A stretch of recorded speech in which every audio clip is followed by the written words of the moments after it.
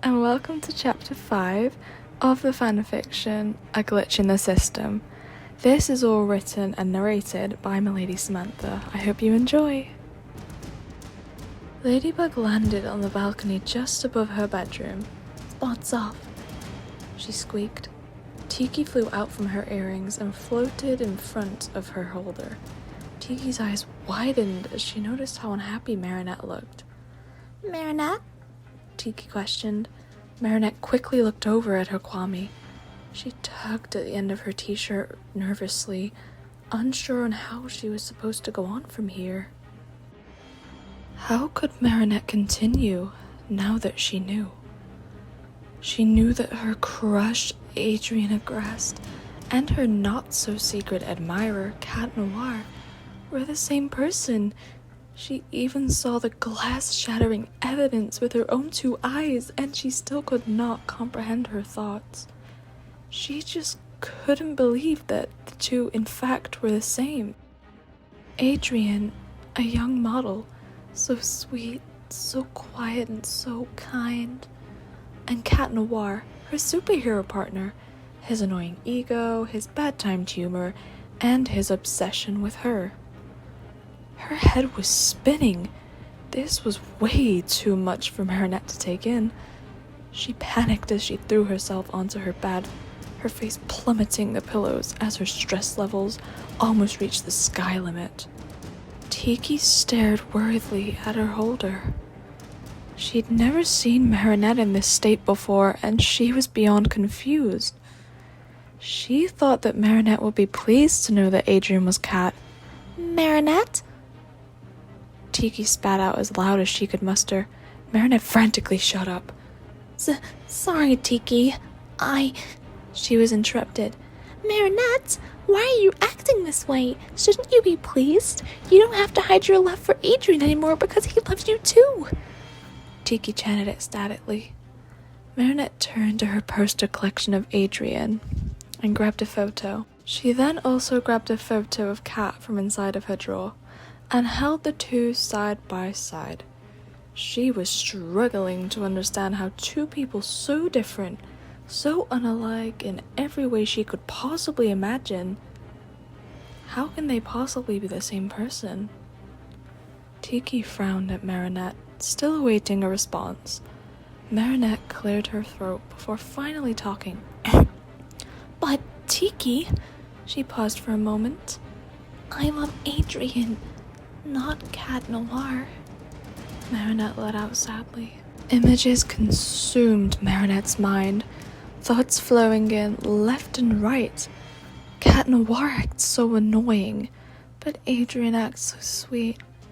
Adrian acts so quietly, and Cat Noir acts so loudly. Her mind was about to implode on itself. It was right then when she began to question even further.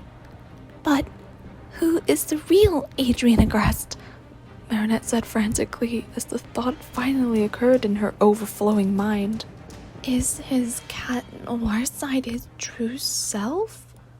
She paused before continuing, allowing herself to catch her breath. "Or is his Adrian side his real self?" Marinette almost yelled as she slapped her mouth shut. She didn't know what to do. Everything was super confusing for her.